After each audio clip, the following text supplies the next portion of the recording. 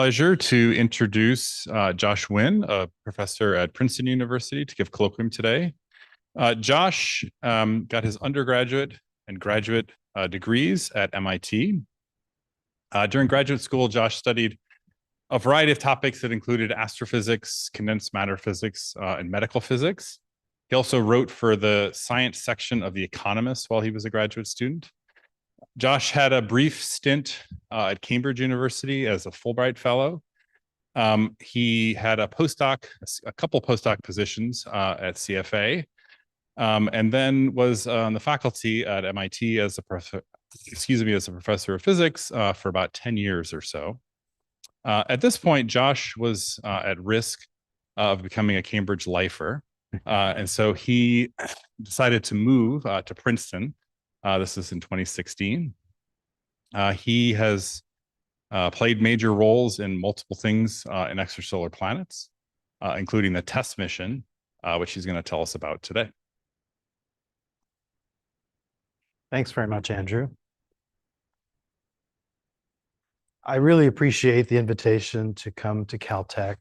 I always love visiting here and meeting new people and connecting with old friends. There's always so much creative frontier work going on here. So thank you for that. Oh, it's on. Should I raise it up? Okay. It's okay? Okay. All right, let's get down to business. I want to begin with what might be the most challenging problem in all of astronomy, which is convincing your parents that your work actually matters. Yeah. Now, for those of us who have worked on the TESS mission, a major breakthrough occurred last year when we made it onto Jeopardy! So the clue was the E in NASA's TESS satellite stands for these, that it's actively looking for whether they can support life or not. It's a pretty good description, actually. Of course, the correct response is, what are exoplanets? And today I want to explain how TESS achieved this exalted status. I'm going to explain why TESS was designed, how the survey works, what we've discovered so far, and where we might be going next. So TESS uses the transit method, which, as I'm sure many of you are aware, it's the most conceptually straightforward method we have for detecting exoplanets. When a planet passes in front of the star, just as Venus did to the sun in 2012, it blocks a small portion of the starlight. And even when a star is an unresolved point of light, we can tell a transit is happening by seeing a dip in the star's brightness. The transit method also turns out to be our most informative method for studying exoplanets. Just by monitoring the brightness and the spectrum of an unresolved point of light, we can learn a surprising amount of information. Most directly, we can measure the planet's radius from the amount of light that it's blocking. And if you combine that with either the Doppler method or with transit timing variations, you can get the planet's mass. Many of us have heard a lot about obtaining the atmospheric spectrum of a transiting planet by performing spectroscopy throughout a transit. And there are also more subtle effects that we hope to detect in the near future, like rotational oblateness and obliquity of the planet, or the presence of systems of moons or rings surrounding the planet. None of these latter things have been confirmed yet, but the combination of both TESS and JWST has just boosted the odds that we will have access to that kind of information. And if time allows, I would like to come back to the idea of oblateness. First, though, a brief history of transit surveys. And I'm going to go all the way back to the beginning, to 2001, when there was one and only one known transiting planet. This is going to be a series of sky maps that show the locations of transiting planets. For some reason, the ecliptic band is not coming through. There should be a gray band here, but I guess it's not critical. And so that planet was discovered in a Doppler survey, actually. Oh, and even more interesting. Oh, there we go.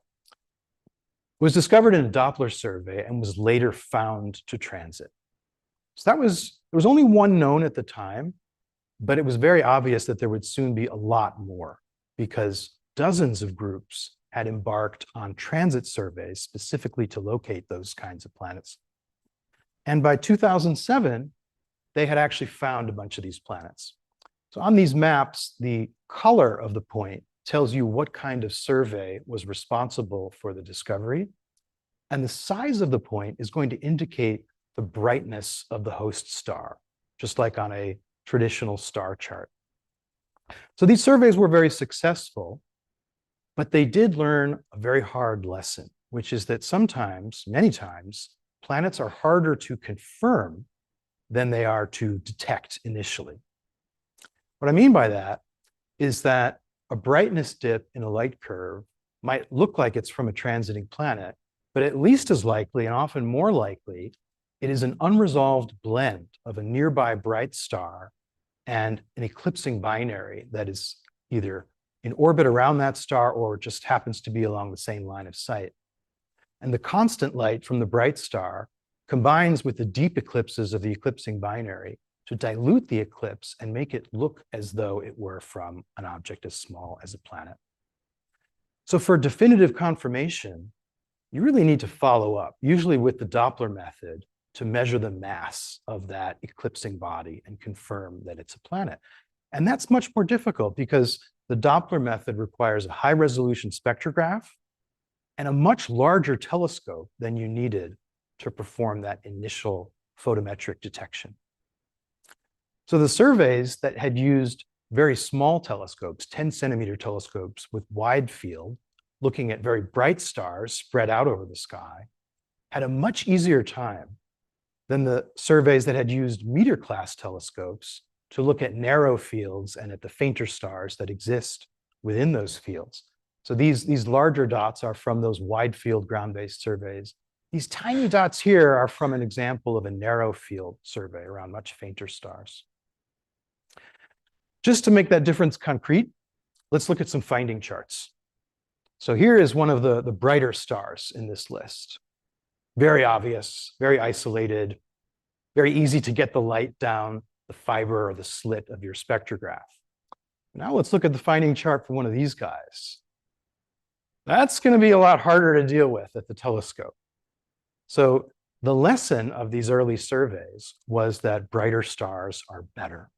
Better for confirming the planets and better for all of the follow-up observations that I described a few minutes ago. And that was actually the main motivation for TESS, was to find transiting planets around the brightest possible stars, which are spread out over the entire sky. And the other thing is we wanted to conduct the survey from space for the obvious reason that you can get much higher photometric precision with a space telescope. And just as important, you can arrange for long, uninterrupted observing intervals so that you are not missing those relatively brief transit events. So again, to make that point concrete, let's look at this light curve of a particular transiting planet that was obtained with a telescope on the ground and compare it to a light curve of the same planet made with a telescope of approximately the same size, but in space. So which one would you rather be analyzing if you want to make some precise measurement? It's pretty clear. The space-based light curve is not only cleaner, but it reveals some subtle details that you would completely miss in the ground-based light curve, like this little bump here. What happened there was the planet transited across a dark star spot, producing that little miniature reversal in the transit light curve. So the lesson is space telescopes are better, also very obvious. Although admittedly, space telescopes are a lot more expensive and they have a much longer lead time. It can take decades or more to get from the idea stage to a functional space telescope. And in fact, before the lessons from those ground-based surveys had really penetrated, 2 space-based transit missions had already been planned. The first one was the Corot mission. This was a European project that used a 30-centimeter telescope in space in a low Earth orbit in order to monitor several star fields for months at a time, looking for transiting planets. And by 2009, they had succeeded. They had found a bunch of transiting planets. Those are the green dots on this chart here are coming from Corot. But because the camera had a relatively narrow field of view, I think it was just on the order of a degree on a side, they needed to monitor faint stars. Confirmation was extremely difficult. In fact, most of the planets that they confirmed were hot Jupiters, just the type of planet that could already be detected with the ground-based surveys. In fact, from here on out, let us restrict our attention only to planets smaller than Neptune. Those are the ones for which a space-based survey is really essential to get a large number of those. So let's drop out all of the hot Jupiters from this picture. And as of 2009, there were only 2 examples of that. One was Corot 7b. That was the mission's most important accomplishment, a transiting super-Earth type planet. The other one was GJ 1214b. This was actually a ground-based survey. It was David Charbonneau's Mirth survey, but they kind of cheated. They looked only at low-mass small stars, the M dwarfs. And that's because for a planet of a given size, the smallness of the star makes the transit signal easier to detect. So it's actually a very clever idea. And that helped emphasize the importance to the community of studying planets around low mass stars, M dwarfs. So the next space mission that had already been planned was the Kepler mission, which I'm sure you've known about. It has revolutionized exoplanet science in many ways. It is alarming to see, though, it was first proposed in 1992 and was not launched until 2009. So like I said, long lead times for these kinds of missions. Kepler used a meter-class space telescope to monitor several 100,000 stars within a 10 by 10 degree field of view. They found about 4,000 transiting planets, which made a very nice data set for all kinds of statistical studies about planet occurrence and relationships between planet properties and properties of the star. And it even exposed entirely new categories of planets, the super Earths, the mini Neptunes, super puffs, circumbinary planets, all kinds of interesting systems that we didn't know about before. So going back to our sky maps, starting around 2010, we can start to watch the Kepler planets accumulate. Those are the yellow dots. And they started finding them like crazy. Oops. But the thing you'll notice here is even though there are a lot of them, they are all concentrated on this one 10 by 10 degree patch of the sky. So that meant Kepler left us in this very strange situation where we had discovered all kinds of weird and wonderful planets, but only within a particular cone of the galaxy. And that meant the stars are relatively far away, relatively faint. So what would often happen is we would discover some really interesting looking planet with Kepler. The next thing we want to do to learn more is perform high resolution spectroscopy to measure the planet's mass, to try to characterize the planet's atmosphere. And that usually ended in tears because the stars were a little bit out of reach of even our largest telescopes. Now, to be fair, that was not Kepler's primary goal. Kepler's main goal was to find out how common are Earth-like planets, to do a census and measure that term in the Drake equation, if you want to think of it that way. And following up on any particular planets was very much a secondary consideration. TESS is answering a different question. Where are the nearest transiting planets around the brightest possible stars that exist in all directions in the solar neighborhood? TESS is also about finding the lowest hanging fruit. And those are not Earth-like planets with one-year periods. TESS is mostly about finding the nearest short period transiting planets where confirmation, well, where they're just more likely to be detected as transiting planets, because the geometric probability rises as you bring the planet closer to the star. Transit observations are more frequent. They occur more with shorter intervals between them. And those things together make follow-up observations much more feasible when they do occur. So TESS began as a collaboration between MIT and CFA in Cambridge, and it was led and remains led by George Ricker of MIT as the principal investigator. I was very lucky with my timing to join the MIT faculty just when this idea had been hatched and discussed. So I was lucky to be present at the creation and have been part of the team since that time. Of course, there are many other people who ended up contributing to TESS. I'll mention John Jenkins's group at the NASA Ames Research Center, for example, and groups from other institutions as well.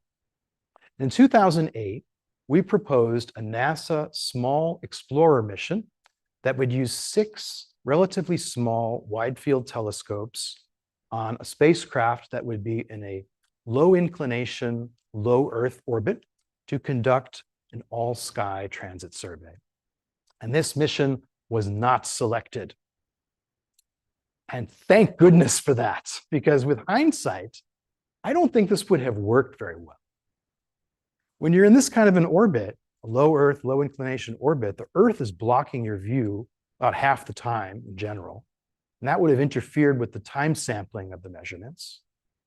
And being so close to the Earth also introduces lots of systematic effects from scattered Earth shine, as well as thermal cycling of constantly going into the Earth's shadow. So I am glad in retrospect that we were not selected, even though it was devastating at the time. And I often reflect on the fact that the ultimate success of the TESS mission depended on failure at this stage. This is not to say, by the way, that NASA reviews are perfect and all-seeing. The mission they chose didn't work either. So there might be a lesson in that too. So the next opportunity to propose came some years later for the NASA Explorer category, which has a higher budget. And that's when TESS took its familiar form with 4 wide field cameras with 10.5 centimeter diameter optics, each having a 24-degree field of view and operating in a far visible near infrared bandpass. And that was to enhance our ability to detect planets around M dwarfs, as well as for more sun-like stars. So to give you a sense of the scale of these cameras, here's an old photo that has some characters that might be familiar to you. This is George carrying an actual size model of one of the TESS cameras, and 2 of my fellow co-investigators, Sarah Seeger and David Charbonneau. So with the larger budget of the Explorer program, we made a major upgrade to the orbit of the spacecraft to a high elliptical orbit around the Earth with a period of about 2 weeks. This was a very big improvement because it allows for long, uninterrupted observing intervals. You're far enough from the Earth that scattered light is less of a problem than it would have been. And you're not at L2, so you are close enough to return a lot of data to the Earth. And so TESS is returning much more data than the Kepler mission did, for example. Now, the usual problem with these kinds of orbits is they are unstable. They're destabilized by perturbations from the moon. But the trick here was to put the spacecraft in a 2-to-1 resonance with the moon. So the spacecraft goes around twice every time the moon goes around once. And furthermore, to arrange for the aphelion positions of the spacecraft to alternate to being 90 degrees behind the moon and 90 degrees ahead of the moon, that causes a partial cancellation of those lunar perturbations, which allows this orbit to be stable for many decades. So in this new incarnation, TESS was selected by NASA in April 2013. Just 1 month later, the Kepler mission ended abruptly after a reaction wheel failure. One reaction wheel too many failed on the spacecraft, and so it was no longer able to maintain a stable pointing at that chosen field in the sky. Now, fortunately, for technical reasons, the Kepler telescope could maintain reasonably stable pointing as long as you were pointing along the ecliptic, which is not visible for some reason on this projector. But what happened is the Kepler mission was rebranded as the K2 mission and spent several years looking at a series of star fields along the ecliptic. And so that's why you see those all piling up along the ecliptic. This was not only scientifically valuable. So the K2 mission made a bunch of really interesting discoveries. One of we've all been hearing about in the news, K2-18b, the planet that is potentially has an atmosphere of almost pure dimethyl sulfide. Maybe we've heard a little too much about that system. Anyways, the K2 mission was also useful just to keep the transit community engaged and productive while the TESS mission was being built and prepared for launch. So TESS was launched in 2018 from Cape Canaveral. In fact, it was the first NASA astrophysics mission to be launched by SpaceX. And the way TESS scans the sky is that the camera fields, there we go, all form together a combined field of view that's this tall rectangle. And TESS observes one of these rectangles, which we call sectors, typically for 1 month straight, so 2 spacecraft orbits, and then moves on to the next sector. And so here you can see TESS sweeping across the southern hemisphere, spending a month on each, and over the course of about 13 months, it makes its way, 13 lunar months, it makes its way all the way around. And then it can spend some more time. Let's see what's happening here. I don't know what just happened. Back to that. Okay, so it zooms around the southern hemisphere in roughly 1 year, and then it can turn around and perform the same sort of scan in the other hemisphere. And in later phases of the mission, we also return to cover this gap along the ecliptic that you see in this chart. So this is a sequence of TESS images that you can see accumulating over the southern hemisphere as those sectors work their way around the celestial sphere. And at this point, we've made nearly 3 full passes of each hemisphere and have filled in most of those gaps along the ecliptic. So the total sky coverage at this stage exceeds about 95%. So if you have some favorite object that can be observed with a 10-centimeter telescope, chances are you're going to find a month, maybe several months of high quality photometric data in the TESS archive. So the TESS team performs time series photometry of millions of stars in these fields of view. It searches them for transits, and it also importantly makes the data publicly available with no proprietary period. That was a very important decision as well that I think has contributed to the scientific impact of the mission overall. So back to the sky maps, TESS started in 2018, began operations late that year. And over the following years, we can see it starting to find more and more planets.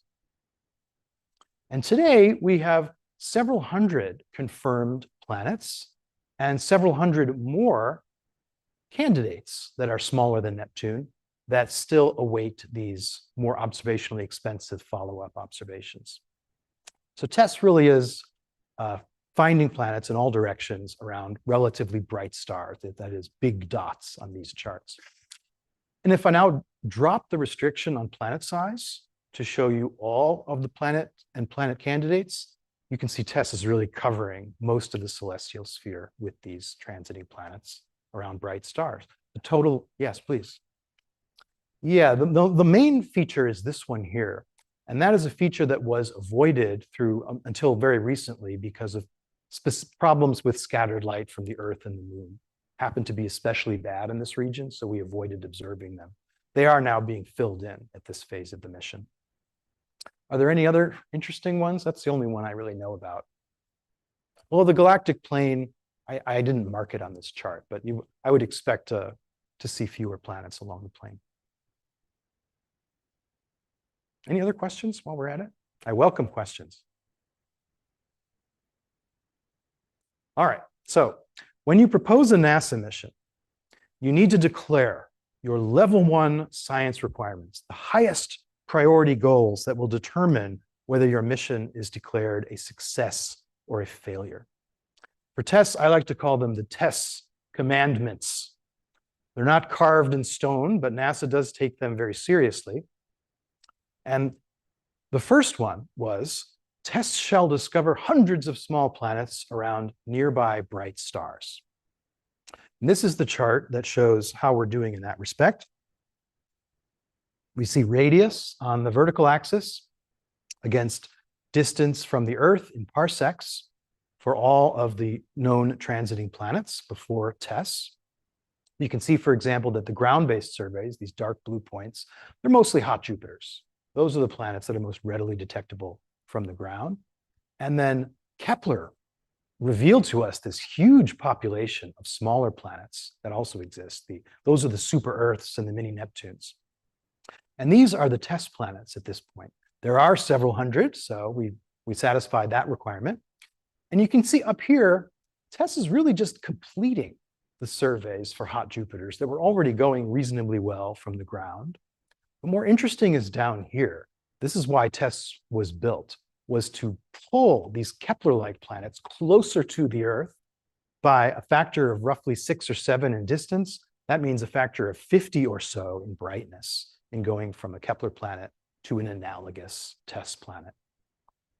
So the next commandment was that TESS shall measure the masses of at least 50 such planets. Somewhat unusual for a NASA mission was to fund a campaign of ground-based observations to perform those crucial measurements. Probably don't need to tell you that you need to know the planet's mass in order to understand what kind of planet that is, in order to interpret the atmospheric data that you might be obtaining. So it was declared a level 1 priority task in that sense. And this is the chart. The scorecard in this case is radius on the vertical axis and mass on the horizontal axis. And these are all of the planets for which both quantities are well measured, along with some of our endoplanets. That's what I call solar system planets. And, the blue dots are the TESS planets. And you can see that even if we just look at the TESS planets, we can follow the progression all the way from nearly Earth-sized, presumably rocky bodies, up to the giant planets and the hot Jupiters. So we were able to meet this goal only with the help of a remarkable organization that came to be the TESS Follow-Up Observing Program that was open to all astronomers. Hundreds of astronomers signed up. And the basic idea was to allow for some gentle, non-coercive coordination and collaboration among the participants. There were some of us who were very skeptical that this was going to work, but it has worked. It has been very effective. And I think it's one of the more important managerial accomplishments of the mission. And that was led by Dave Latham as well as Sam Quinn at the CFA. The third commandment, TESS shall provide prime targets for JWST. In other words, TESS needs to serve as a finder scope for this very expensive, very precious observational resource. I think this might have been the main reason why TESS was selected by NASA, because one of JWST's most highly anticipated types of observation was atmospheric spectroscopy of transiting planets. And it would be very strange to focus on the Kepler planets when you know statistically there's going to be the same kind of planet around a star 50 times brighter. And so it was considered urgent to find those objects in time for JWST to perform those observations. And that has happened. So this is the percentage of all of the JWST transit or eclipse targets that were discovered by TESS. And even in cycle 1, which was not long after the TESS launch when those proposals were due, the TESS planets amounted to something a little more than a third of all planets. And if you look just at the planets smaller than Neptune, the ones that TESS was designed for, the fraction is even higher. And it has grown to be nearly 90% at this stage. So that's the end of my capsule history of TESS and the motivation. What I want to turn to next is some TESS science highlights. And what I mean by that is my own group's work. No, I'm just kidding. I do want to share what my own group is doing because I know the most about it. but I will also highlight what I find to be some of the more interesting and surprising discoveries from the whole community. And I'm going to start with hot Jupiters, because even though TESS's design goal was to look for smaller planets, TESS has had some surprisingly important impacts on the very old stubborn problem of where hot Jupiters come from. This is a problem we've had for nearly 30 years. And we still don't quite know what's going on. One possibility is that giant planets form where they are supposed to form beyond the so-called snow line of the protoplanetary disk, where you have a lot more material that's able to form the solid cores that then nucleate gas accretion. So a giant planet is born as a cold Jupiter, but then the protoplanetary disk is still there, it's still massive, and through gravitational interactions with that disk, it can spiral inwards and then become a hot Jupiter. This idea is called disk-driven migration. The other category of ideas is called high eccentricity migration. And instead of relying on the disk, you rely on another body to take away some of the angular momentum of your cold Jupiter and put it onto a highly eccentric orbit that is possibly misaligned with respect to its initial orientation due to the randomization of these few body effects. And at that point, tides can take over. If the pericenter distance is small enough that tidal forces and tidal dissipation are significant, then the orbit will lose energy and ultimately shrink and circularize. And maybe that's where hot Jupiters come from. So these theories do make different predictions. In the high eccentricity case, you expect there to be a peak in the period distribution of hot Jupiters at around 2 or 3 days. It's related to the Roche limit around the star. And you also predict that there should be no nearby small planets just interior to or exterior to the hot Jupiter, because they would have been wiped out when that giant planet had a highly eccentric orbit with a larger semi-major axis. Now, disk-driven migration predicts that the orbits should be pretty circular and well aligned, because nothing happened to the planet to disturb either of those properties in that case. And it at least allows for the possibility of nearby small planets, since this process might have happened very gradually and might have brought a whole system of planets inward with it. So how has TESS contributed to this quandary of where hot Jupiters come from? First, let's just look at this kind of amazing light curve as a way of showing off TESS's photometric precision, as well as showing you something that is relevant to this question. This is a hot Jupiter called Kelt 9b. And we see not only the transit very obviously here, but we also see the gradual rise in brightness as the planet's hot illuminated day side comes into view and contributes to the total light that we measure. And then we also see the occultation, when the planet is hidden by the star. And we see all of those things in rather fine detail. But maybe you've already noticed there's something weird about the transit. It is not symmetric around the time of minimum light. It doesn't fit the standard model, this red model here. It's a little bit misshapen and asymmetric at the bottom. So why is that? What is causing that asymmetry? There's actually 2 reasons. The first is that the star is spinning very rapidly, and that causes a large equatorial bulge. So that bulge is lifted to higher elevation, where it becomes cooler and less intense. So you get the equatorial zone being not as intense as the polar zones. That's a phenomenon called gravity darkening. And the other reason is that this planet is on a nearly perpendicular orbit to the stellar equatorial plane. And that's what breaks the symmetry. The intensity distribution across the star and the geometry of the orbit cause the planet to be passing over different intensities at the beginning and at the end of the transit. That's what creates this asymmetric shape. So that's just kind of cool to see it. And the misalignment in this and other cases is evidence for the high eccentricity scenario, the one that can produce large misalignments. Next, I want to tell you about a TESS project that is aiming for an order of magnitude improvement in hot Jupiter graphics and statistical studies, which we are calling the Grand Unified Hot Jupiter Survey.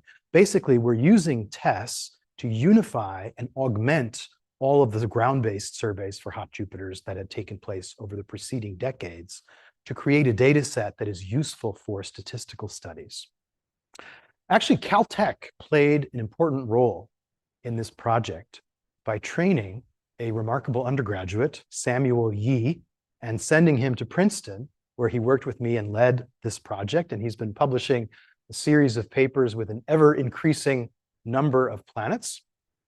And one of his early results relates to the period distribution. Remember, I said that there should be a peak at 2 to 3 days if high eccentricity migration is correct in its kind of generic form.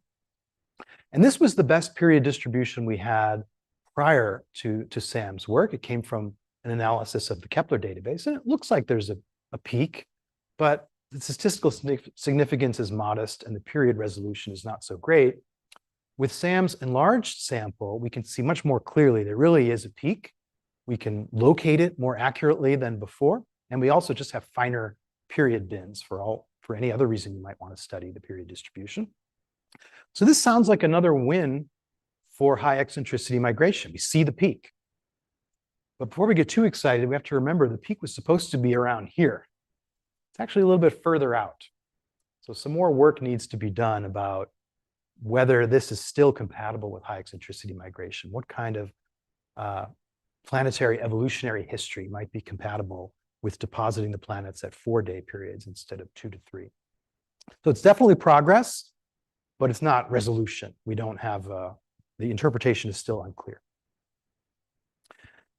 Some related work that's going on in lots of groups around the world is to try to find those small companions to hot Jupiters that shouldn't exist if high eccentricity migration is the right story.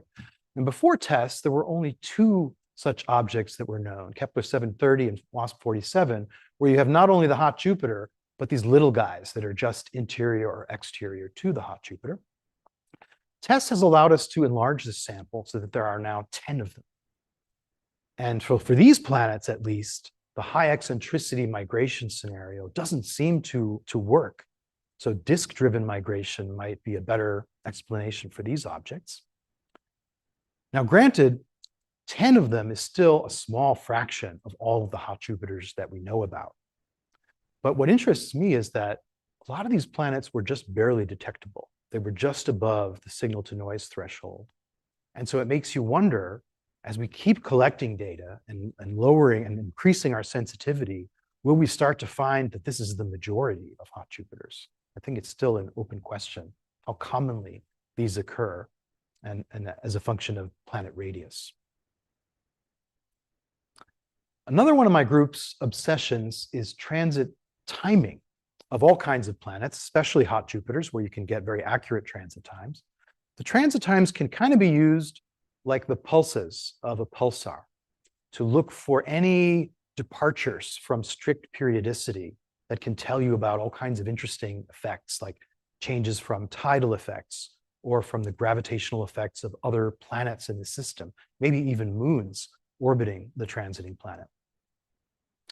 Now, for most of the planets that we look at, the data look like this. So what we're looking at here for this particular planet is, as a function of time, the transit timing deviations. That is, how far are the measurements away from what we would expect if the period were exactly constant. And in this case, we don't see anything. It looks consistent with a flat line with just this one outlier. And so we conclude there are no detectable period changes in this system. But then look at this one.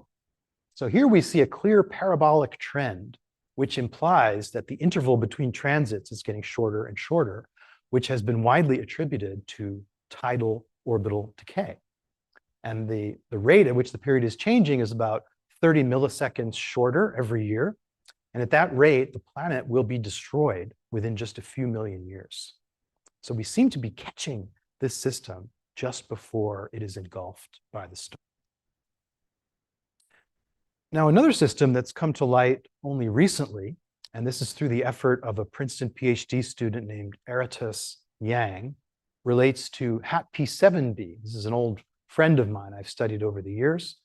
What she found is that the combination of Kepler times and TESS times reveals a positive upward curvature in this case, implying the interval between transits is growing with time. And when this is combined with long-term radial velocities that were gathered with the Keck telescope by Heather Knutson's group and by Andrew's group, you can solve for the orbital parameters of the object that's pulling around the star and the hot Jupiter. And it turns out to be an M-dwarf companion at a distance of about 30 AU.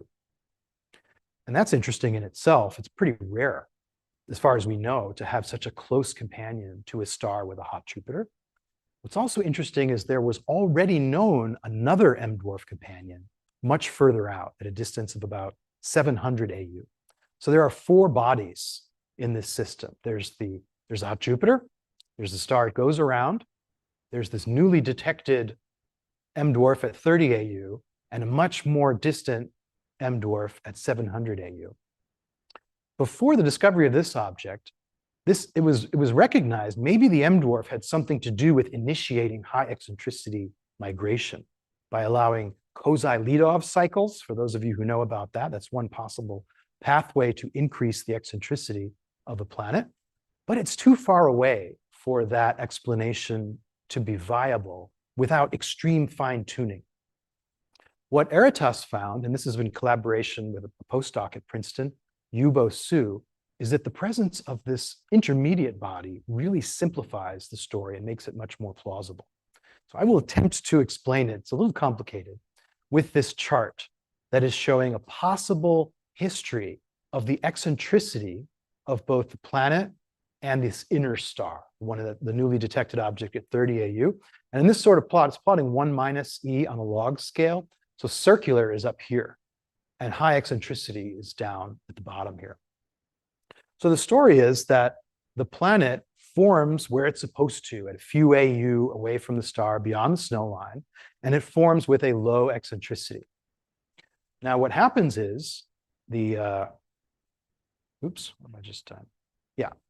So what happens is, first of all, the outer star's gravitational effects cause secular oscillations of the inner star's orbit. It causes eccentricity oscillations.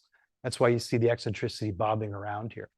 And that means at certain phases, when it has a high eccentricity, it starts to have close encounters with the planet, with this cold Jupiter. And those periodic close encounters, which you can see as these kind of periodic jumps that you see in the planet's eccentricity, come about because each close encounter triggers a jump in the planet's eccentricity. This is shown here as a jump in the amplitude of the eccentricity vector. So at one time it's like this, the 2 objects have a close encounter and the eccentricity has suddenly jumped. And eventually these jumps kind of cause a random walk in the planet's eccentricity that can eventually put it onto a highly eccentric orbit and initiate high eccentricity migration. So in this case, we might have opened our eyes to a new form of high eccentricity migration that allows for much less fine-tuning than is present in the standard models for that scenario. So what's next? Changing subjects a bit. There's been a lot of work by many different groups to find young transiting planets with TESS data. This is important because a lot of interesting things can happen to planets when they're young. They're still warm, they're still contracting. They might be losing their atmospheres or undergoing tidal evolution, but young stars are not very cooperative in transit surveys. They have large amplitude fluctuations because they have big star spots. They're rotating rapidly. Sometimes they flare up and produce a huge photometric signal. All of those things together make the transit signals very hard to detect on top of these other stronger forms of variability. That said, people are getting better at doing it.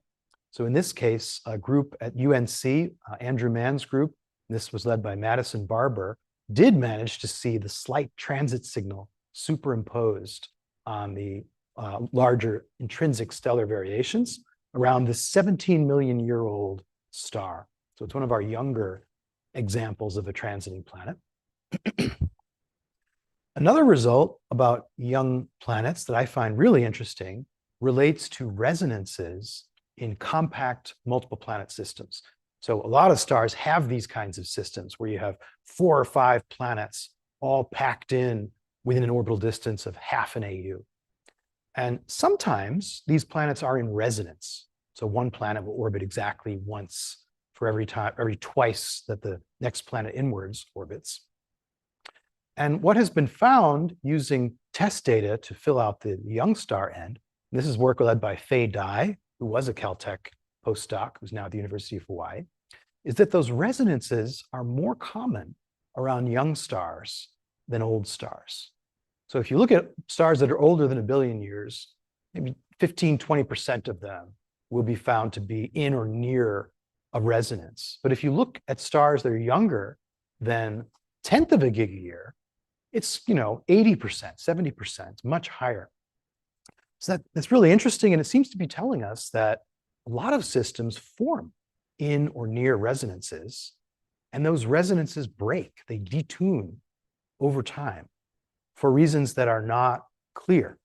It might be that tidal interactions, it might be that there's scattering by leftover planetesimals in the disk that can cause orbital rearrangements. It's not clear. There's a very new result that a lot of dynamicists have become interested in trying to explain. Now, for some TESS surprises. Everyone knows the most interesting things you end up discovering are not the ones you wrote about in the proposal. So I want to show you some examples of that. And I think I will need to limit myself to my 3 favorites in the interest of time. The first is, this is a TESS light curve of an object that was found by Andrew Vanderberg. And they followed it up. They were really excited about it. They followed it up with all kinds of different telescopes, including the Gran Telescopio de Canarias, the 10-meter telescope, which produced this beautiful light curve, very high signal to noise. So why were they so special about it? Well, look at the axes.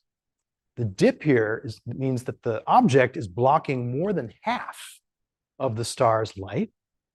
And on the horizontal axis, we see it only lasts a few minutes. We're used to more like hours or even days for the durations of transits.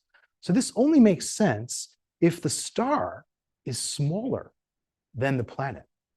And that is in fact the case. This is a giant planet on a 1.4-day orbit around a white dwarf star. And it's really interesting to think about how this planet might have formed, because the giant planet is now around a tight orbit around this white dwarf. But when the white dwarf was a red giant, an asymptotic giant, its maximum size would have been all the way out at 1 AU. So this planet either somehow survived being embedded in the envelope of a giant, or it took up its position after the giant phase, after the white dwarf had been exposed. And the best explanation so far seems to be a kind of post-mortem hot Jupiter story of high eccentricity migration. It is known that this white dwarf has a companion binary. There's a pair of M dwarfs, I think, at some distance from the white dwarf, and maybe they were responsible for the high eccentricity migration of this planet after the star became a white dwarf, perhaps triggered by the mass loss that accompanies the exposure of a white dwarf. A very interesting system. There's another case of one of these impossible planets that was revealed not by transits, but by astroseismology, which also plays a major component in the budget of TESS science. So as many of you know, that's the study of a star's oscillation modes, in this case, as revealed through the overall brightness fluctuations that accompany those oscillations. And we're lucky that some of those modes, these mixed modes, penetrate deeply into the star, and the frequencies of those modes can reveal the evolutionary state of the star from its core structure. So a team led by Mark Hone, who is now a postdoc at MIT, and I included some Caltech scientists, Nicholas Rhee and Jim Fuller. They analyzed the TESS frequency spectrum of this particular star, 8 Ursae Minoris. And I am no astroseismologist, but I am told that from the spacings of these L=1 modes, you can determine that this is a helium-burning star. So that is, it has settled onto the horizontal branch, or another term for it is it's a red clump star. And so that means if we look at this chart of stellar radius against effective temperature, the star went up the red giant branch, reached its maximum radius, then helium ignited in the core, and that causes the radius to shrink back again and causes it to become a red clump star. So the maximum radius of the star was at around 0.7 AU. What is interesting, though, the surprise is that this system had a Doppler planet that had already been discovered around this star with an orbital radius of just under half of an AU. So it's another case where we are puzzled because the evolutionary sequence of the star seems to prohibit a planet getting there very easily where we see it today. And the authors of this study proposed a very elegant solution. They suggest that the star we are seeing today was the product of a stellar merger. So in one possibility, the planet used to be a circumbinary planet, but then the two stars at the center merged. That would have created a pretty spectacular show for anyone on that planet. And so what we are seeing, that prevented the primary star from ever evolving and becoming large enough to encompass the planet. Its evolution was interrupted by this merger. Another idea is that the planet formed after the merger from the debris that ended up revolving around the helium-burning star for millions of years after that. That would be a kind of a second-generation planet in that sense. My second surprise, or this is the third one, I guess, it involves Beta Pictoris. So this is a bright star. It's famous for having one of the first directly imaged planets. In fact, it was discovered long enough ago that Jason Wang was able to make a movie showing this planet's orbit over the years. And you can see it's heading right for the star. It's on a very high inclination orbit. So that makes you wonder, like, maybe this is a transiting planet. If the inclination is high, it boosts the chance that we'll see transits. So what does the TESS light curve show? Well, there are transits, but they're not from the planet. And they're kind of weird. They look like these little teeth that occur occasionally with a relatively sharp onset and a more gradual return to the baseline brightness. So what is causing these? The answer turns out to be comets. Beta Pictoris is surrounded by a population of comets, and the relatively compact head of the comet is what produces this sharp decline, and the more spatially extended tail is the reason why there's a more gradual return to its usual brightness.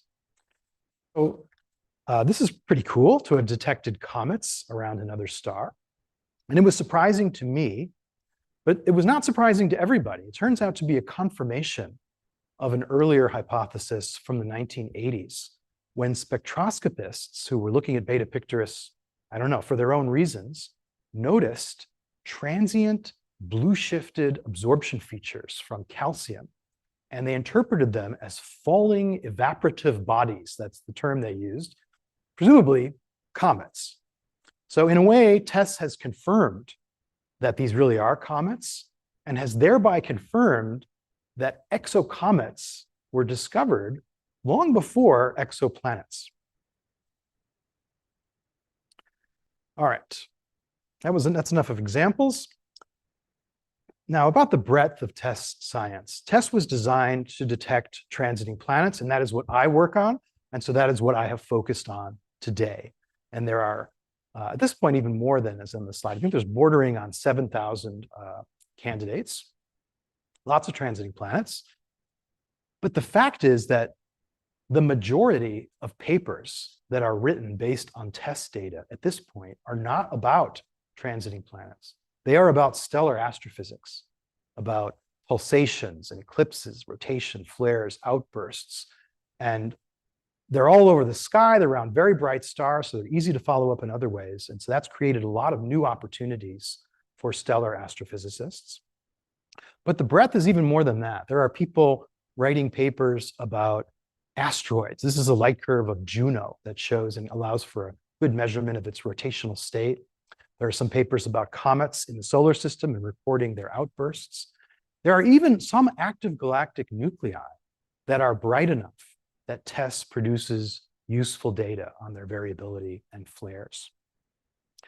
TESS is also useful for capturing the brightest of the optical transients that are of such interest here with the ZTF, for example.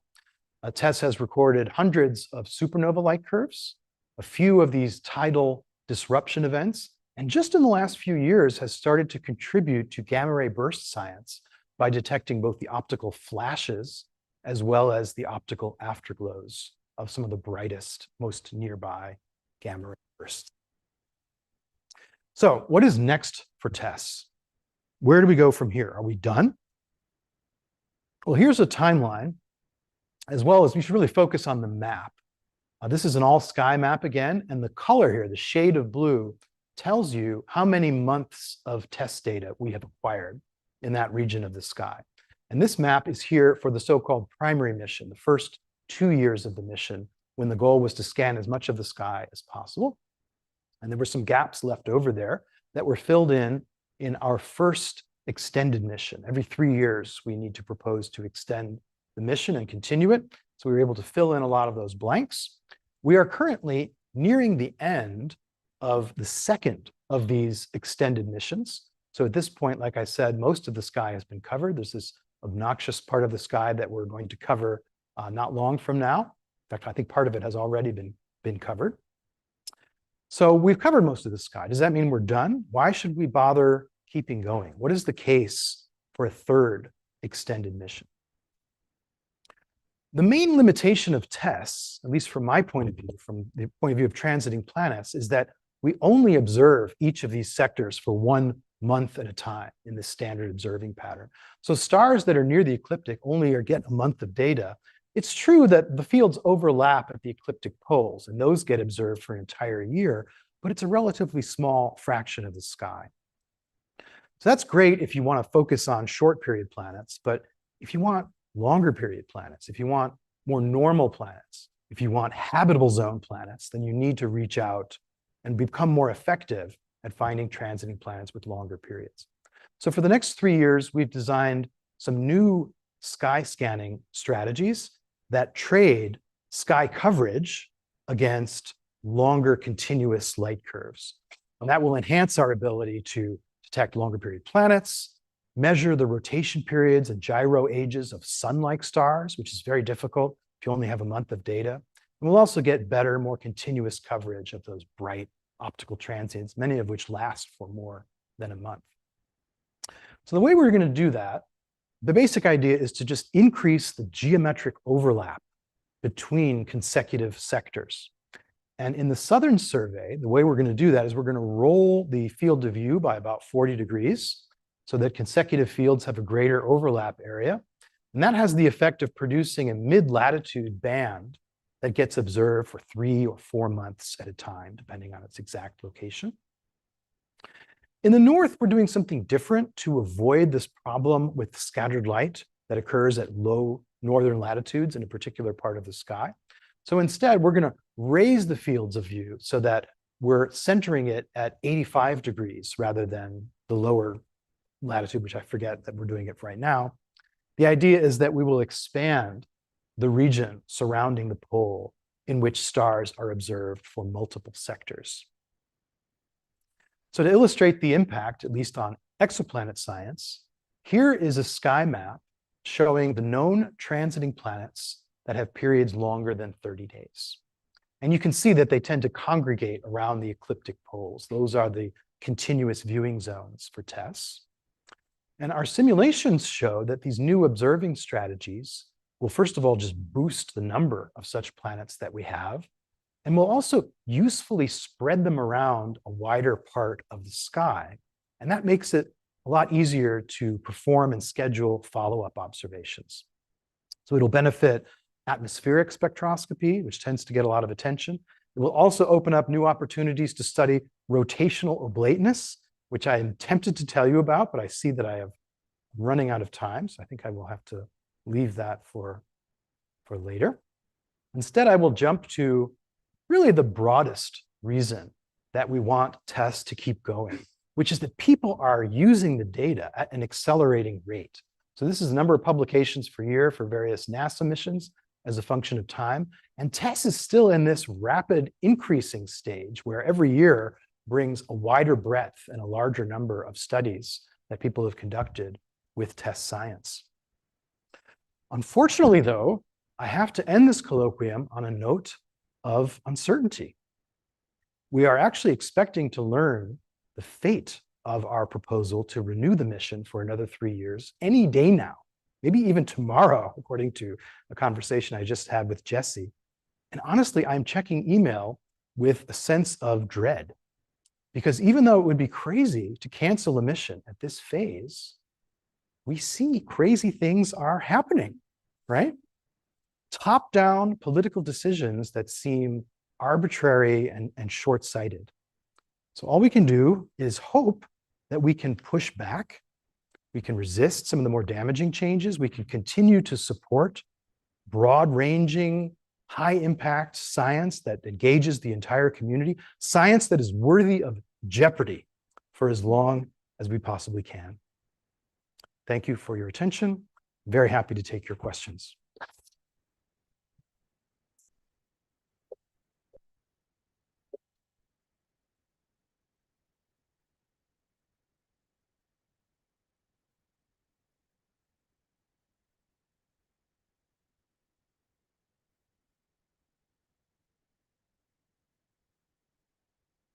Oh, you mean mechanically?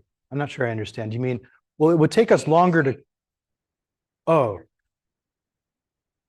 yeah, I don't think there's any great cost associated with that. We do use hydrazine, onboard hydrazine, to do these reorientations, but we're not using very much of it. And I think I remember that at the rate we're currently using it, it would last for like many decades. That's the only hard constraint I'm aware of on the operations.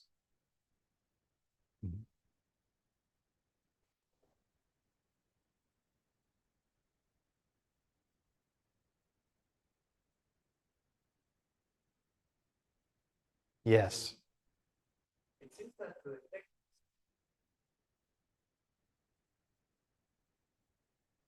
Oh,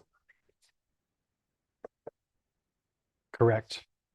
Yeah, so you're right that even if it's not transiting, you will still see the phase variations due to the planet. There will be an inclination dependence, but it'll be a much broader range of planets that you can detect that way.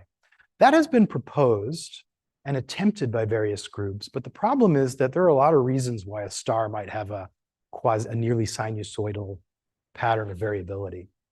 So I don't think that technique has been productive so far, but you're right that it's out there.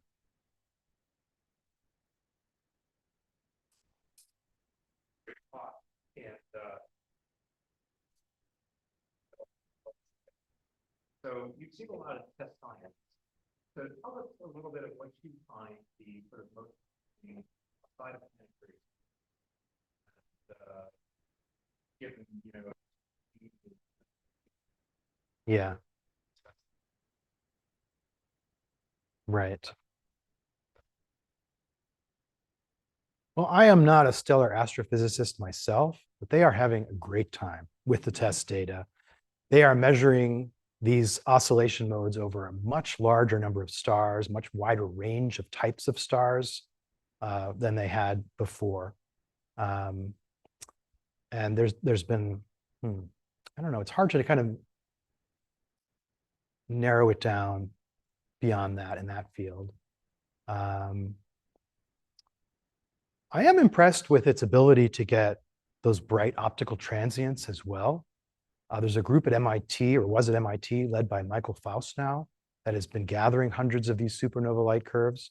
And as I understand it, if you catch the very earliest phase of the rise of the supernova light curve, there's a chance you'll see a little extra blip if there is a nearby companion that is impacted by the shock wave. And that would help us understand the origin of type 1a supernovae, for example. So it has contributed in that way that has been surprising to me. Sure.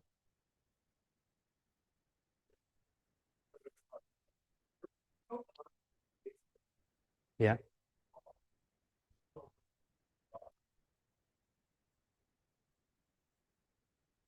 Yeah. I don't know if it's necessary to do that. I would guess that the rotational oblateness. Oh, I'm sorry. You're absolutely right. Yeah, to get that right, you do need to take the star's oblateness into account. And there are codes that do that. Yeah. I'll ask perhaps the final question. Mhm. There's one possible outcome for the email that you're looking to receive. And if it's a negative outcome, is there any possibility of operating tests privately that is doing the ground control and the data processing and so forth and keeping it going? You'd have to come up with a significant fraction of $10 million a year to pay the people who are looking after the spacecraft, communicating with the spacecraft, keeping up with the data flow. One way to run it on a shoestring would be just to not produce light curves, to just let the community just provide a much rawer form of data to the community. That would really slow things down if people have to do it themselves, but it might bring the budget into a more manageable size for a private contribution. Thanks, Josh. Yeah. Thank you.